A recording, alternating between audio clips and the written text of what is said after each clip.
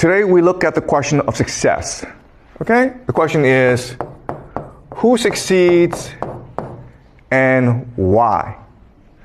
Okay, so we've done a lot of research, and we've discovered that people who succeed for certain reasons. So there is a Columbia psychologist named Walter Mischel, and he devised a very famous experiment called the marshmallow test.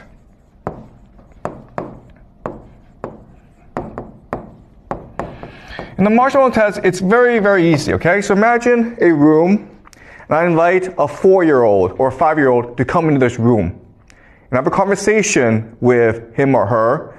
I ask them, how's your mother? What do you like to do? And it's a very good conversation.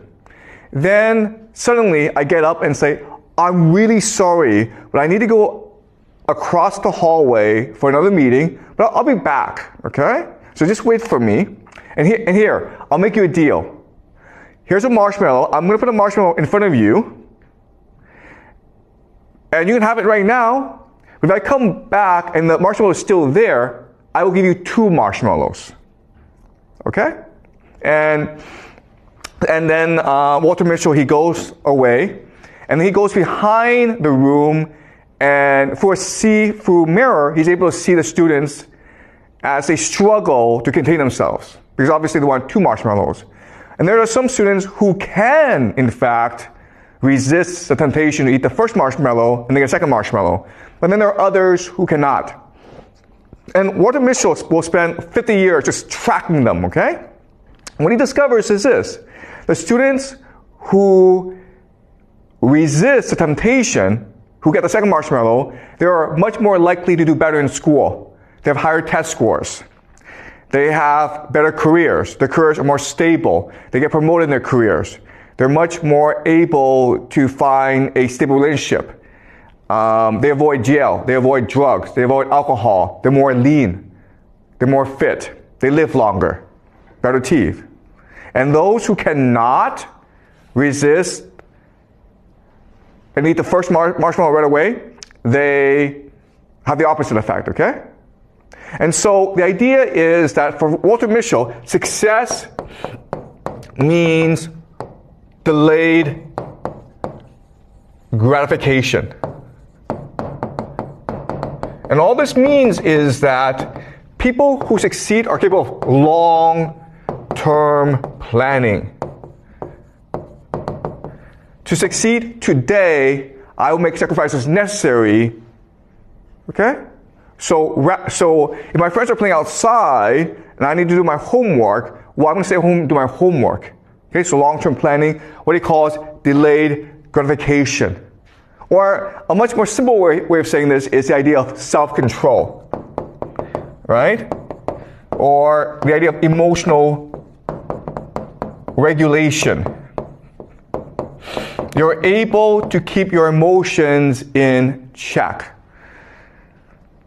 If you're angry, you're able to calm yourself down. Okay, and so we know about this, and that's why in school we focus on the idea of emotional regulation, teaching you how to better control your emotions, how to do long-term planning. Okay? So that's one theory of success.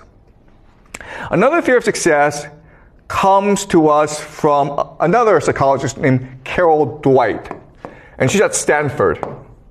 And she wrote a book called Mindset. Okay? And what she tells us is that those who succeed in life have a growth mindset.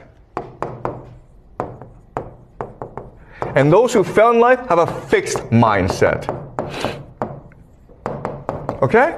And it's not hard, okay? The idea is resilience. Those who have a growth mindset, if they fall or they fail, they say to themselves, this is an opportunity for me to learn. So I'm going to think about what I did wrong. Next time, I'll do better. And a fixed mindset are people who cannot accept the idea of failure, who think that it's because they're not capable of improving, and therefore they give up. Okay? So those with a growth mindset, if they fail, they try harder. Those with a fixed mindset, if they fail, they just give up. And so the idea of resilience, okay? Pretty simple, right? And the third idea of success comes to us from K. Anders Ericsson, who is a Swedish psychologist. And she wants to know why certain people are able to succeed as musicians or athletes. And he creates the idea of deliberate practice.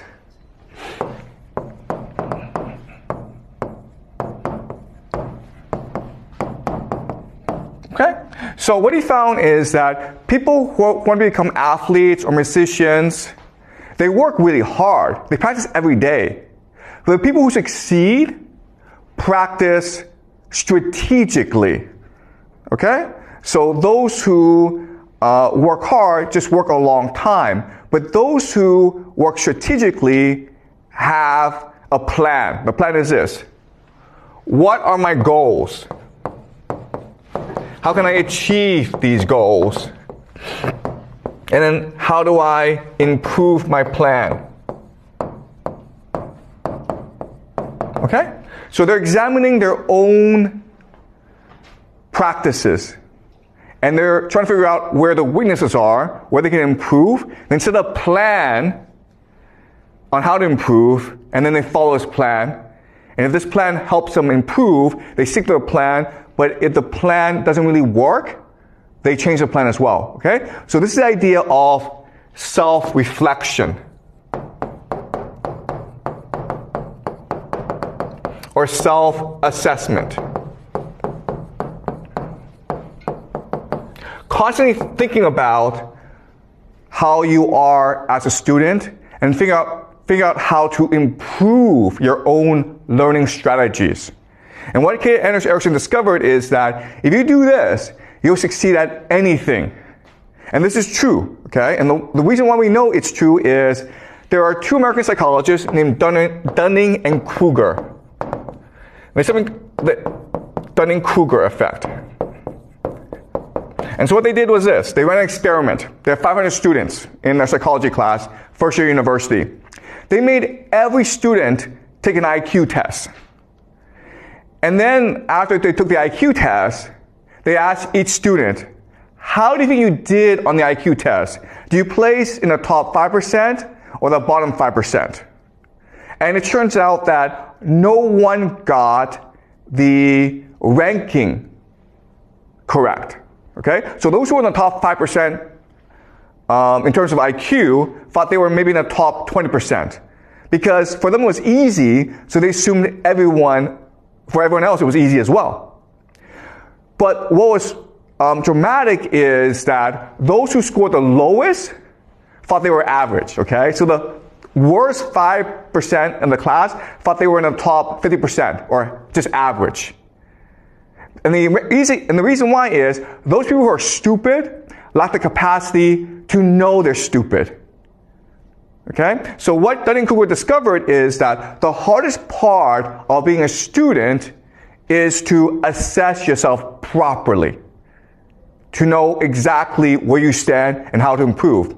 Those who are stupid are often the most confident in the world. That's what's called the Dunning-Kruger effect. And this helps us explain why the world is why it is. Because often the people in power are stupid. They don't know they're stupid. They're overconfident. And they do stupid things like Donald Trump, okay? All right? All right, so now we have these three theories, right? We have self-control, we have resilience, and we have self-assessment.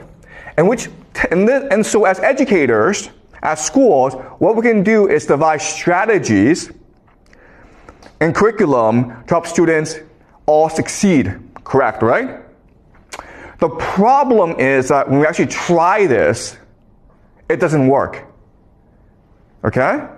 If you take a bad student and you teach him self-control, resilience, and self-assessment, the student doesn't actually get better.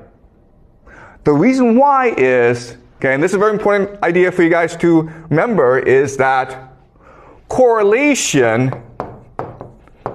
does not equal causation.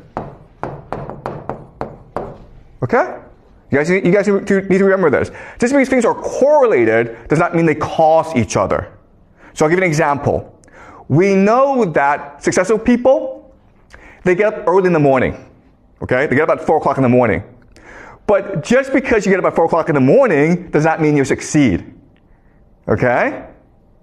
Just because you work hard, just because you're resilient, just because you have growth mindset does not mean you'll succeed. But if you're successful, you'll get up early in the morning because you are more motivated. If you're successful in life, you will have more self-control. You will have more resilience. You'll be more humble. Okay, does that make sense? So if you're rich, guess what happens? You become successful. And therefore, you will have growth mindset, self-control, deliberate practice. Okay, does that make sense? But just because you have growth mindset, deliberate practice, and resilience does not mean you'll succeed. Okay? So the question for us is, why does this happen? And ultimately, who succeeds? Okay, so we know for a fact that rich people are much more likely to succeed than poor people. And in fact, what we know from macroeconomic studies is that school doesn't really matter. Doesn't matter how well you do in school. If your parents are rich, you'll be successful in life. If your parents are poor, you will not be successful in life. Okay? So what's the difference? Okay, so now let's look at parenting strategies between rich and poor. Okay? So there are lots of differences, but let's focus on 3 major differences. The first major difference is that rich parents speak to their kids more than poor parents. Okay? High vocabulary, low vocabulary. When rich parents speak to the kids, rich parents will use higher vocabulary, longer sentences. Poor parents will just be no, yes, go away. Okay? Another major difference is in attitude. Okay? So rich parents use a friendly attitude, and poor parents use an authoritarian or command attitude. So for example, if you are a rich kid and you go and touch a stove, okay, and you burn your hand, the rich parent will say, listen, you made a mistake, don't worry about it. Let me explain to you why touching a fire is bad for you. Because you'll burn yourself, and you might have to go to a doctor, and we will feel pain if you hurt yourself, okay? So the rich parent will spend a lot of time explaining to the child why this is wrong and how not to do it again. The poor parent is like, don't you ever do that again or I'll beat the crap out of you. Okay? Don't do that. Pretty simple, okay? But as you can understand, the rich kid will understand that the world is safe and that he is respected in this world. Okay? Whereas the poor child will think that the world is scary and he or she must be afraid of adults. And this carries on into school, right? Because as a rich kid, you go into school and you think that, oh, my teacher is my friend. So you smile at the teacher and you hug the teacher and the teacher smiles back and now you're friends, right? But if you're a poor kid and you see the teacher, you're afraid to look at the teacher. You don't smile. You are stressed, okay? And the teacher thinks that you might be a problem child. So the problem with this is that, yes, being an authoritarian parent, it is effective, but it creates stress in the family. Okay? It makes the child feel unsafe. And this leads to the third major difference between rich parents and poor parents. Rich parents offer stability. Okay?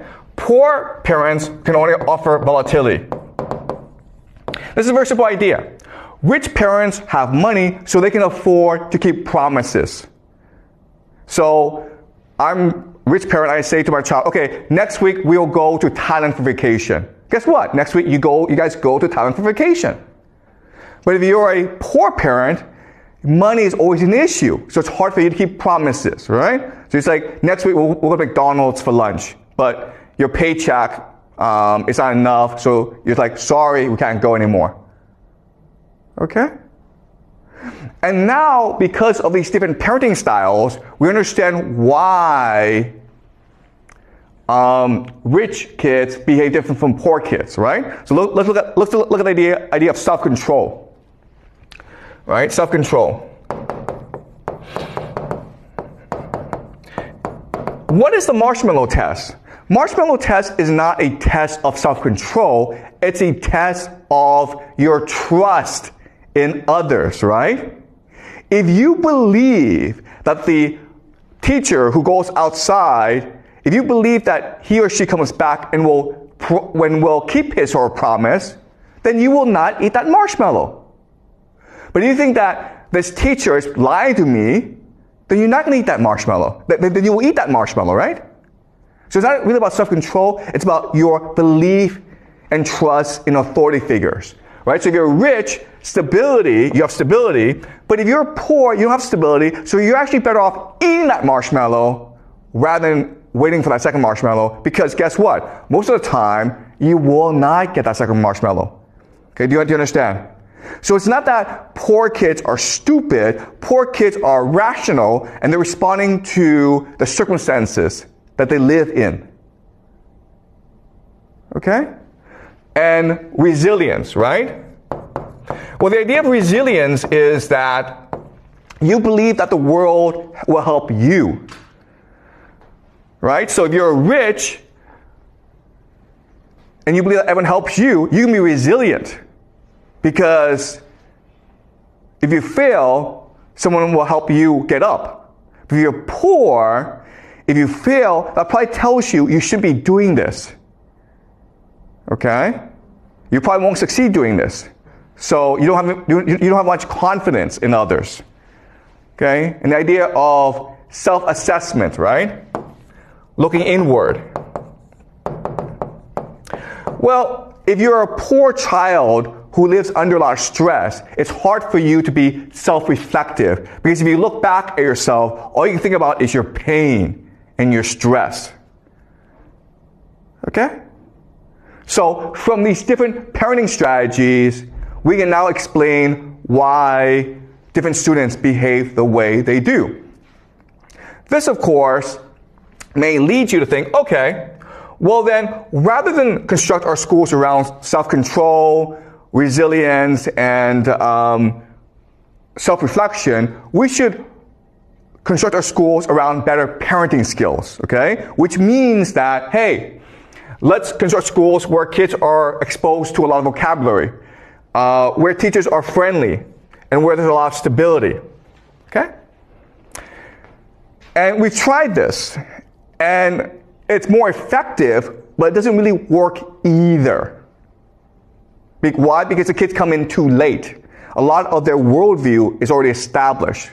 Then you're like, okay, well then let's change how parents behave. And when you do that, what you recognize is that, nope, you can't change how they behave either. Okay?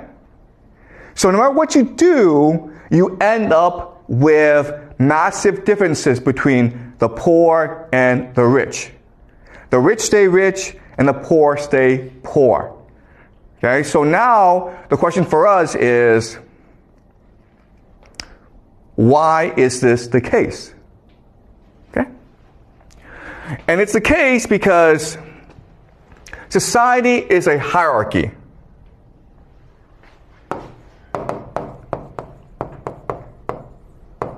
Okay, and the hierarchy is usually divided between the rich and the poor.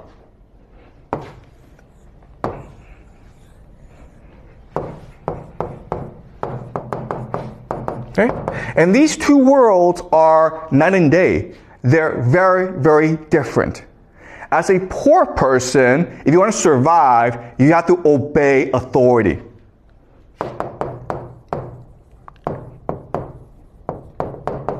Okay? But if you're a rich person, the way that you get along with others, the way that you maximize your outcome is by negotiating with others. Okay? Negotiating.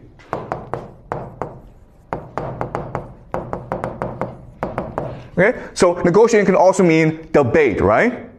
So who should be the boss? Well, let's have a debate and present different evidence as to figure out who should be the boss. Okay? So negotiation means debate and argument. So this helps us understand why different parents parent their child differently. If you're a poor parent, your responsibility is to make sure that your child knows how to obey authority. Okay? That's why you command your child. But if you are a rich parent, you want your child to be able to negotiate with authority, and that's why you respect your child and you teach your child how to debate, how to argue, how to negotiate with others. Okay? Because they live in different worlds. Another way of saying this is that from day one, rich kids know that they're playing a different game from poor kids. Okay? So let's go back and look at parents. Okay? So poor parents command their child, don't really speak, don't communicate, and don't keep promises, okay?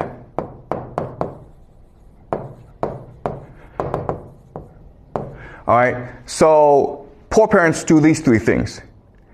And we know that if they do these three things, the outcome won't be so good, okay? And the reason why they do this is that they're not playing a game to improve their kids' outcome. They're playing a game to get along with other parents. Okay? Okay, colleagues, family, okay, authority. Okay, so another way of saying this is this: police, boss, okay, family, okay? All right, so as a parent, you're trying to figure out how to negotiate with the police, with your boss, and with your family. So if you're a poor person, and the police knows you're a poor person, the police is going to bully you. And if you fight back, the police will probably put you in jail. Okay? So it's very important that you accept authority. You don't challenge authority, because if you do, you're probably get into trouble. Your boss, right? If you're a poor person, your boss will just command you about. And so it's very important that your child knows how to take orders. Rather than ask questions, rather than debate, your child must learn how to just follow orders, or at least keep his mouth shut, okay? And then family is about maintaining good relations with those who can most support you. And that often means the same values.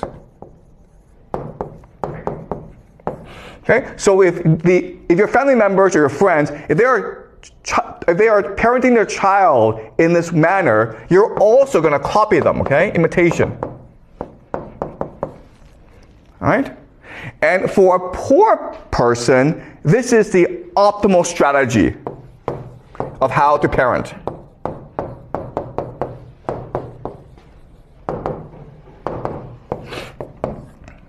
Okay? Does it make sense, guys? Because if you do it another way, okay?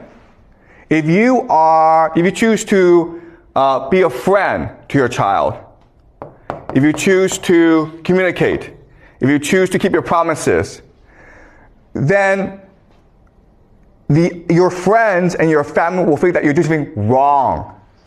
You understand?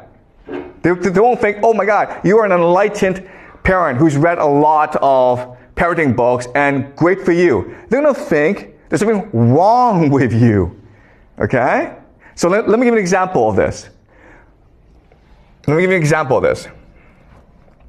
So, my wife and I have 3 kids, okay? My parenting style. So my wife and I have 3 kids.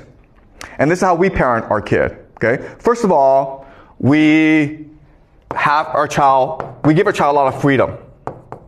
So we don't have our kids do activities, okay? We don't have our kids do lots of activities. We don't send our kids to math class. We don't send our kids to swimming class. We don't send our kids to piano class, okay? We just let our kids run around and play. The other thing that we do is we communicate a lot with our child. Okay? Communication. We believe in democracy in our family. If we're going to make a decision together, we want everyone to communicate together. Okay? A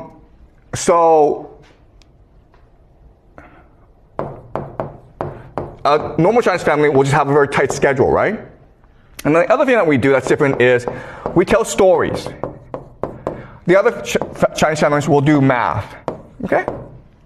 So we raise our children in a way that's very different from normal Chinese families, from the way that you've been raised. Okay? And we do this because both my wife and I, we spend a lot of time talking about parenting. I've read a lot of books about parenting. I've spent many decades researching the best education possible. And so that's why we raise our children in this way. And guess what? Because we do this, we have no friends in China. We have family, but they all think we're crazy. Okay? But we do this because for us, what's most important is to make sure that our children are happy and healthy, and that they have a chance to be creative and be successful in life. Because I think that if you do it this way, the child will not be creative, will not be successful. But if you do it this way, your child will fit into China better. Okay? So, parenting, the goal, the incentive is not for your child to succeed. The incentive is for your child to fit into China or the larger social environment that you are in. Okay? And that's why it's very hard to change the way people behave. And that's why social structures are extremely rigid, because the game they're playing is often just to fit into their environment. Okay, does that make sense, guys? Okay, any questions before I move on? Yep. Thanks. So for poor families, is there any way for the poor kids to succeed, to be the rich parent you described in the future? Yeah. Okay, that's a really good question, okay? So we know that there are certain poor kids who do succeed. For example, I'm a poor kid who succeeded. We immigrated to Toronto, Canada when I was like 6 years old, and my father was a dishwasher. So we were a very poor family, okay? But I succeeded because I left Canada for the United States. So Canada is a very rigid place where poor people basically move up a bit, but not too far. But I was able to succeed because I was able to get a scholarship to go study in the United States. Okay, so there are opportunities. The problem, though, is that it means leaving your community. Okay, does that make sense? So one way to succeed is to abandon your community.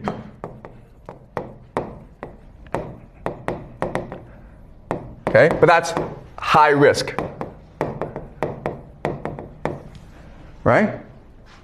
So you have to be extremely individualistic to take such a risk. So that's why most people don't do it. Because if you think about it, the safest option for you is to stay within your community. That's what's going to guarantee you the best outcome. But if you choose to abandon your community and just say, you know what, I'm going to go somewhere else and try my luck, that's taking a really high risk, okay? So to succeed, you have to take high risk. So another possibility is war. That traditionally, historically, has been the best mechanism of social mobility.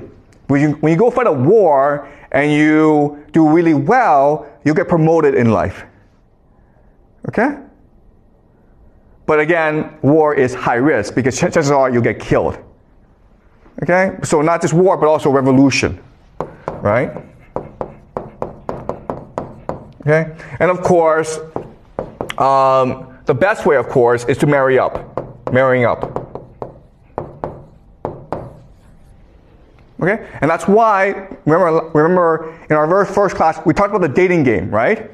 Where women only want 5 and 4. Okay? The reason why is that 5 and 4 are high status and 3, 2, 1 are low status. So if you're a woman, you don't want to marry into a low status family because your children will be screwed over. Okay? Your best option is to take a risk, gamble into a high status and marry. You want to try to marry into a high status family. Okay? So traditionally, war and marrying up are the two major mechanisms of social mobility. In today's world, abandoning community can also lead to success. Okay, basically immigrating to a place that offers more social mobility, which often means the United States. Okay, but another way of saying this is you have to get really lucky, guys. Okay, so there's lots of poor people who think that, you know, I succeeded because I worked hard and I'm really talented. Look, I was born poor. I lucked into Yale. Okay, it's luck. You can work as hard as you want, but the chances are against you. Okay? And it takes a certain personality, which is you're really individualistic, you're very ambitious, and you have high risk tolerance. Most people don't have that, okay? So yes, there are certain people who, despite their background, they're able to succeed. But that's often the exception to the rule, as opposed to the rule itself. Okay, so thank you. Is this clear? Yeah. Okay, any more questions, guys, before I move on? Okay.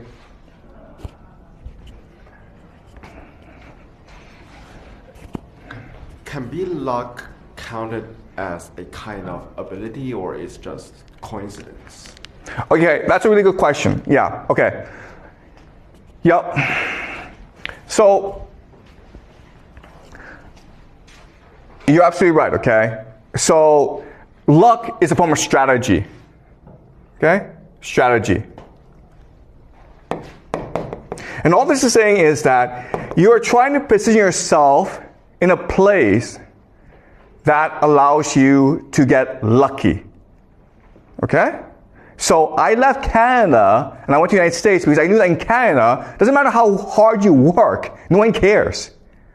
But in the United States, if you work really hard, then you might get lucky and you might meet someone who's like, wow, you're a really hard worker, I want to promote you. Okay? So you're right in that, yes, you can strategize and increase your luck, but it's still luck. All right? And those who succeed are able to think strategically and far ahead and position themselves in a way that allows them to get lucky. Okay? And they often have the characteristics that we talked about, like self-control, resilience, and the ability to look inward and better understand what you're good at. Okay? So it takes a combination of factors. But the point I'm trying to make is that these people are only a minority, okay? 1% of the population, really. Okay? And they still depend on luck. Any more questions before I move on? Okay. So this leads us to a question, which is, okay, well, the way that I frame everything, okay, you have poor and you have rich. And as discussed, they live in their own worlds, and they don't really connect with each other. They have different parenting strategies, they have different outlooks. The rich stay with themselves, the poor stay amongst themselves. So this looks like a very stable system, right? Stability. Or the word we can use is equilibrium.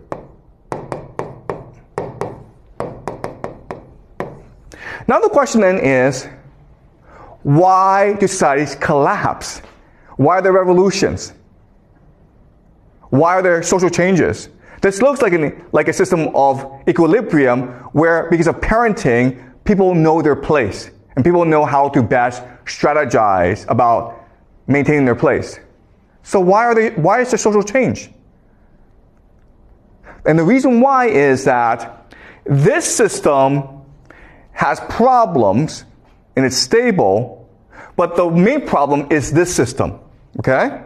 It's the rich that's problematic. And the reason why is that the rich are taught from day one to negotiate a better outcome.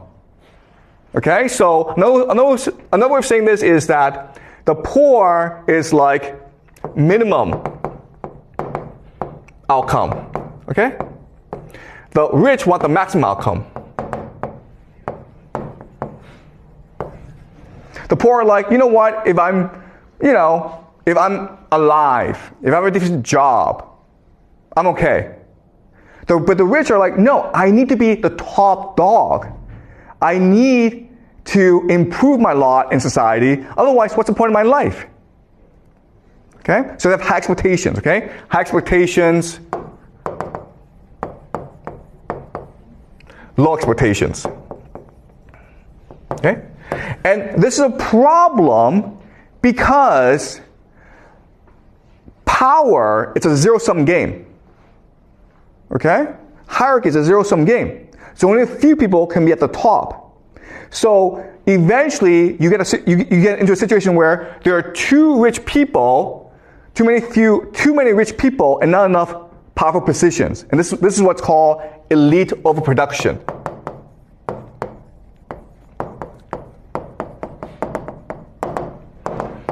Okay? And then what happens here is that in order to get power, certain factions of the rich will align with certain factions of the poor against the powers that be. Okay? So all revolutions are always between the half a lot versus half some. It's never between rich and poor. It's always between half a lot and half some. So the people who led the Chinese Revolution, right? People like Mao Zedong, Zhou Enlai, Deng Xiaoping, they were not poor people. They didn't come from poor families. But they weren't rich enough, okay? So the Chinese Revolution was really between the urban elite versus the rural elite. Okay, the half a lot versus half some. If you look at every revolution in human history, that's always been the case. Okay? If you go back to Chinese history and you look at all these revolutions that started in China, it was always led by the middle class or the aspirational class, usually merchants, right? Merchants. Because they were discriminated heavily in society, but they had money. And they wanted to transform their money into power. And so when times were bad, when people were looking for change, they took the initiative and led people into revolution. Okay? Okay, does it make sense, guys? All right, any questions?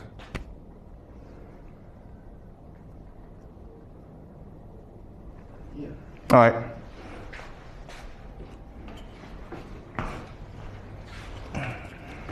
So you said the revolution was initiated within those rich people. So how could they lead the poor people to follow them to start the revolution? Because revolution needs a huge amount of people, like the public face to initiate. Okay. Okay, great question. Okay, so revolutions are almost the same. So over time, because of the structure, because of the inequality between rich and poor, certain problems arise, okay? So, and these problems are extremely common. The first problem, okay, problems. The first problem is indebtedness.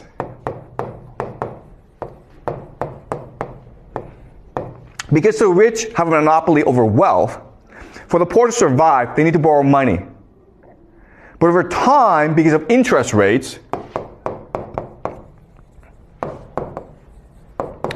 the poor find themselves in slavery. Okay?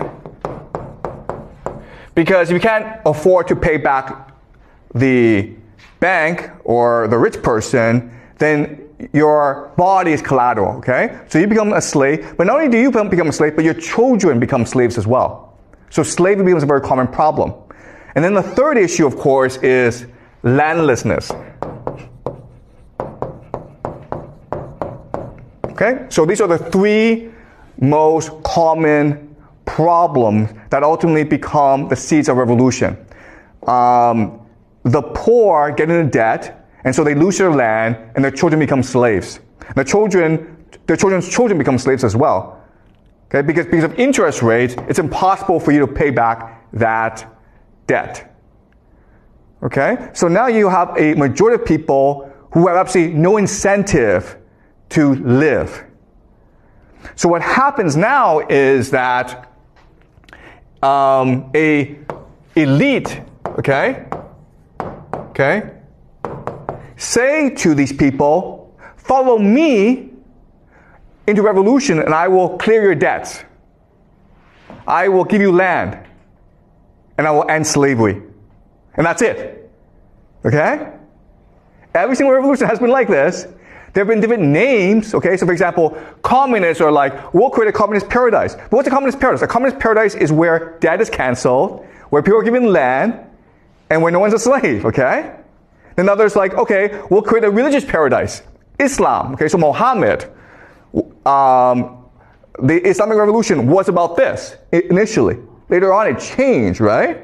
And Muhammad said to everyone, we're going to create a kingdom of heaven. What's the kingdom of heaven? The kingdom of heaven is where people don't have debt, where people have land to feed themselves, and where there are no slaves. So if you're a Muslim, you can never be a slave.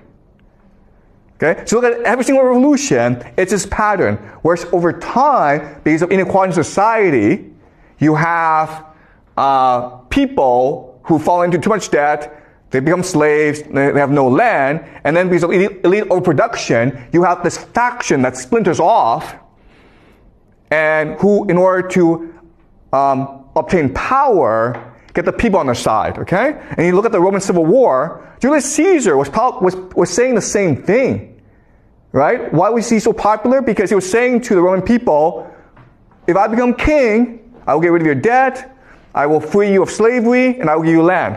And that's why they had to kill him. Okay? Why is Donald Trump so popular in America right now? Same thing, man.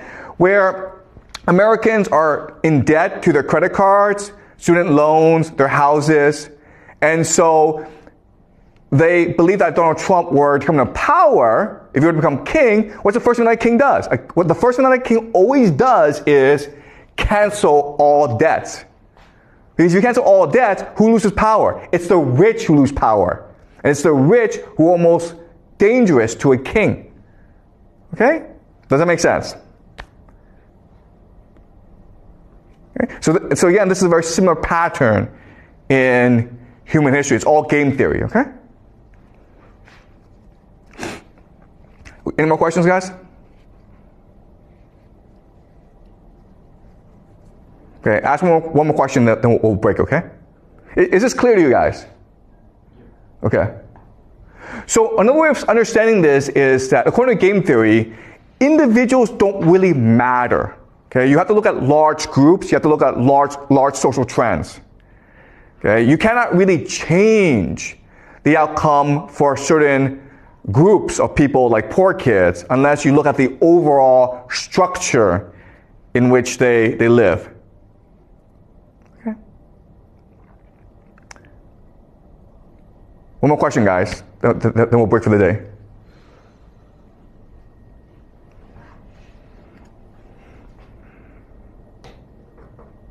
Yeah, Alan?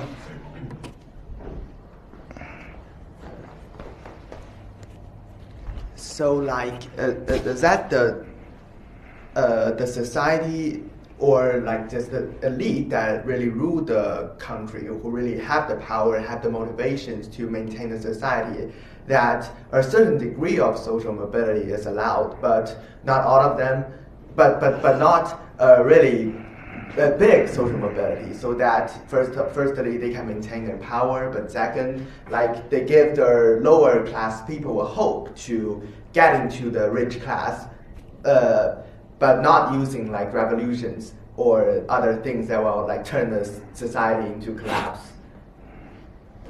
Okay, yeah.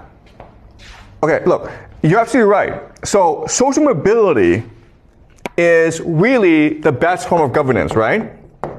As long as you enable people with talent and ability and ambition to climb up, they'll be happy. And your society will be very stable. But not only will it be very stable, it will be very prosperous, very creative. And it doesn't matter what system you have, okay? So the example is, okay, America in the 1950s was a democracy. And there's a lot of social mobility. And so people worked really hard, and America became very wealthy.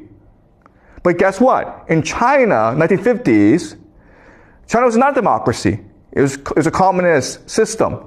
But in the 1950s, people worked really hard as well. Why? Because China was destroyed after decades of war, and there were lots of opportunities for social mobility. If you worked hard, you got promoted very quickly in the system.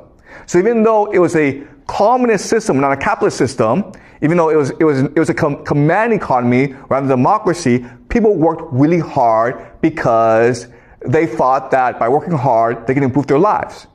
So social mobility is the best form of governance. You don't need democracy, you don't need any system, okay? As long as you have social mobility, people will be happy. The problem, though, is that over time, less than a generation, all the positions of power are failed, okay?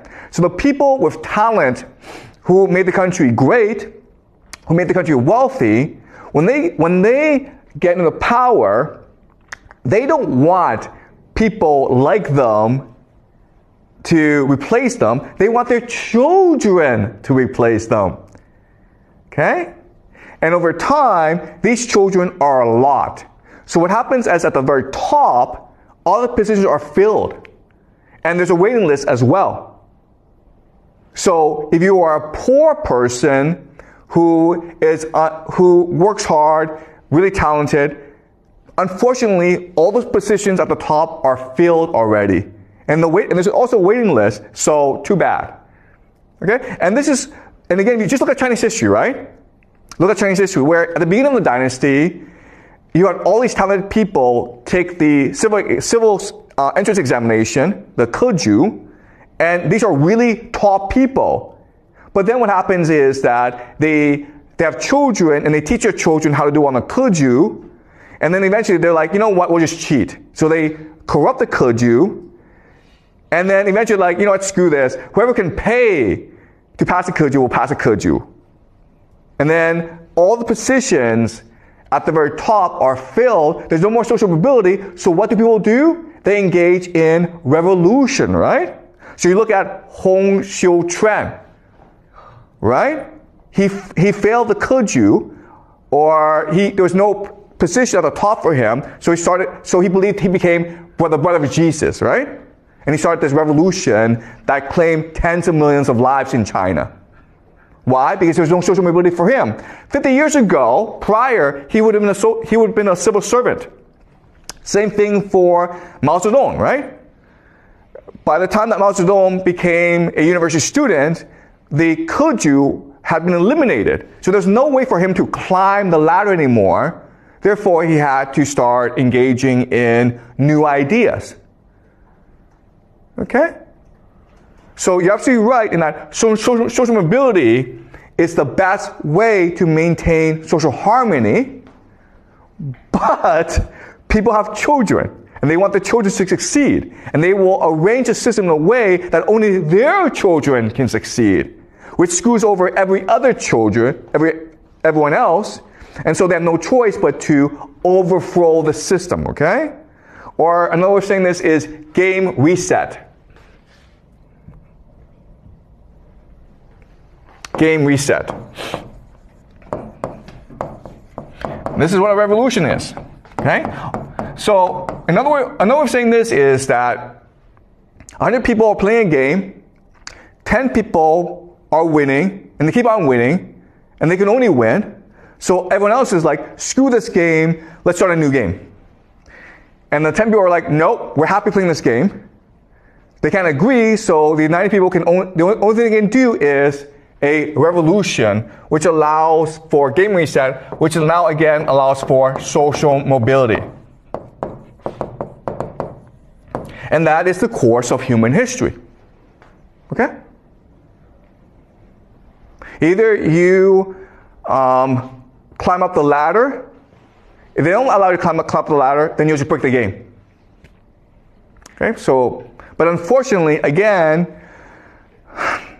once you're in power, you want your children to inherit your power. And so you will rig the game in a way that only your children can succeed. Okay? And that's why the schools are the way they are. Okay? Schools for the rich are very different from schools for the poor, right? Schools for the rich, there's a lot of freedom, there's a lot of creativity, the teachers are very good. You go to poor schools and it's the complete opposite. And the reason why is the system is set up to make sure that certain people succeed and everyone else fails. Okay? Does that make sense, Alan? Okay, great. Any more questions, guys? All right, good. I'll see you guys next class, okay?